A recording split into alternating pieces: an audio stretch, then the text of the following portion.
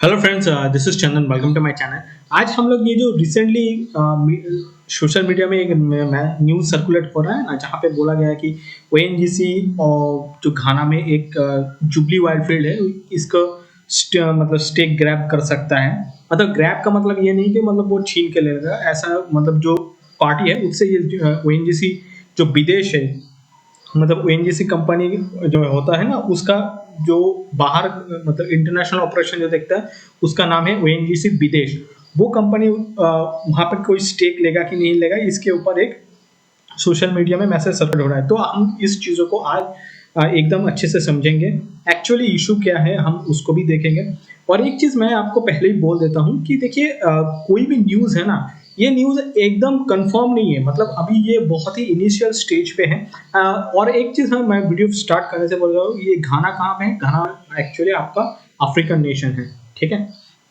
तो मैं पहले बोल देता हूँ, मान लीजिए कहीं पे भी, जैसे इंडिया में भी होता है ना, कि जब आप कावेरी बेसिन पे जाएंगे तो कावेरी बेसिन में वहां पे आप मान लीजिए ऑयल मिल गया, तो ऑयल ऐसा नहीं कि सिर्फ एक ही कंपनी के पास 100% स्टेक, ऐसा नहीं होता है। बहुत सारा कंपनी होता है। मतलब मान लीजिए 4-5 कंपनी, मान लीजिए किसी के पास 50%, किसी के पास 10%, किसी के पास मान लीजिए 20%, और मान लीजिए किसी के पास 20%। तो ऐसे करके ही होता है। या मान लीजिए 25-25 ऐसे करके होता है, पर इधर वो 30-30 30-10 ऐसा होता है। ठीक है। तो ऐसे ही होता है, मतलब सब मिलके। तो इसमें भी, घाना में भी वही सेम हुआ था। घाना में कौन कौन था?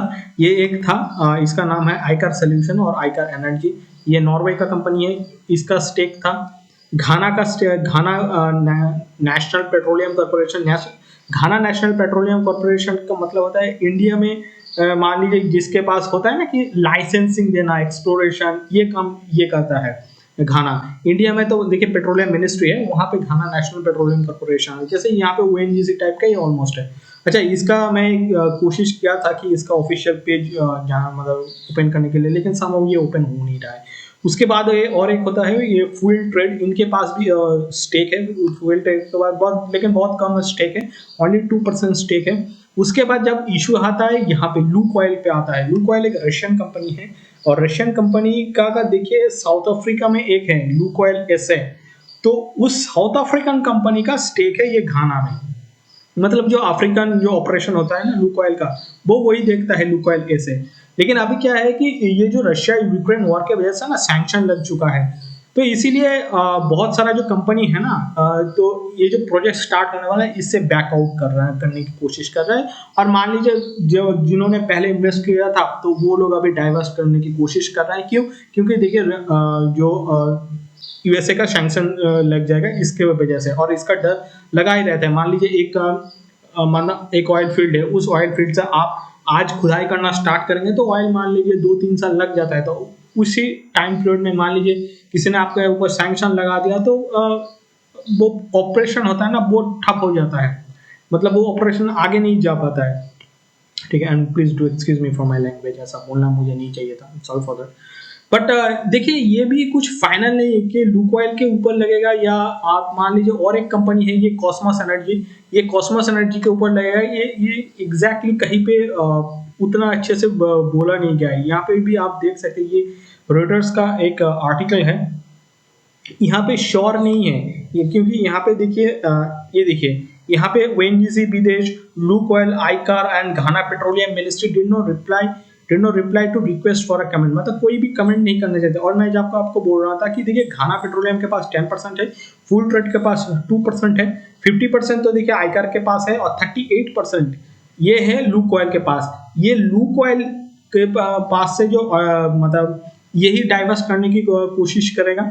और आई थिंक इसके बाद डाइवर्स किसको करेगा? ये ओएनजीसी विदेश इसको ही करेगा। आप ये ओएनजीसी विदेश का जो वेबसाइट है आप यहाँ पे देख सकते हैं। ये गवर्नमेंट ऑफ इंडिया मतलब थ्रू ओएनजीसी इसको मतलब कंट्रोल करता है। मतलब एकदम मिनिस्ट्री ऑफ पेट्रोलियम ऊपर आता है, उसके बाद ओएनजीसी इंडिया में, और उसके इंडिया के बाहर ओएनजीसी विदेश। ठीक है। बट अच्छा, इससे तो अभी मैं बोल रहा हूँ ये एकदम न्यूज इन ट्रांजिशन है, एकदम इनिशियल लेवल पे है।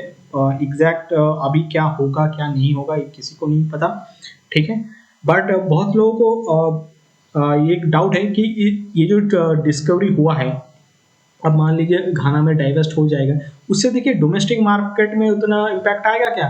देखिए वो तो कंप्लीटली गवर्नमेंट के ऊपर है, we are not sure about it. आज ही ये रिसेंटली एक न्यूज आया है कि आज से ये 50 रुपया इंक्रीज हो गया है, 50 रुपया फॉर डोमेस्टिक सिलेंडर, ठीक है। और मान लीजिए ये दिल्ली में तो बहुत कम है, बंगाल में आपको बहुत मिलेगा। बंगाल में आप 180 130 मतलब 1130 ऐसा, मतलब 27 रुपये ज़्यादा मिलेगा। और फॉर कमर्शियल सिलेंडर देखिए बहुत इंक्रीज हुआ है, ऑलमोस्ट 350 देखिए यहाँ पे इंक्रीज हुआ है, और उसका प्राइस है 2119। तो देखिए ये जो प्राइस है ना, ये गवर्नमेंट सेट करता है। इंटरनेशनली तो देखिए गैस का भी प्राइस कम है, ऑयल का भी प्राइस कम है, पर फिर भी इंडिया में कंपेरेटिवली बहुत ही ज़्यादा है। बट ये हो गए क्योंकि देखिए ये अभी तो रिसेंटली आएगा, वोट भी आएगा, तो वहाँ पे थोड़ा बहुत रिलीफ मिल सकता है, I am not sure. But anyways internationally price कम हो, बिल ज़्यादा हो, उससे कुछ फर्क नहीं पड़ेगा। गवर्नमेंट इंडिया में ये जो पेट्रोलियम गैस है ना, ये स्टे मतलब जीएसटी के अंडर नहीं आता है, तो I don't think her state का वो फाइनेंशियल इशू हो जाएगा। और इसी टाइम पे एक्चुअली हर किसी को पैसा बांटना भी होता है, तो इसकी वजह से क्या होता है कि आपका जो गैस है वो इंक्रीज हो गया है। तो बट एनीवेज तो उतना इम्पैक्ट तो नहीं पड़ेगा, बट हाँ मिडिल क्लास जो लोग होता है तो उनके ऊपर थोड़ा बर्डन इसके ऊपर लग जाएगा, ठीक है। एनीवेज, और जैसे मैंने आपको पहले बोला, ये न्यूज़ इन ट्रांजिशन है, इसके ऊपर इन फ्यूचर कुछ डेवलपमेंट होता है तो मैं इसके ऊपर ज़रूर एक वीडियो बना दूंगा, ठीक है।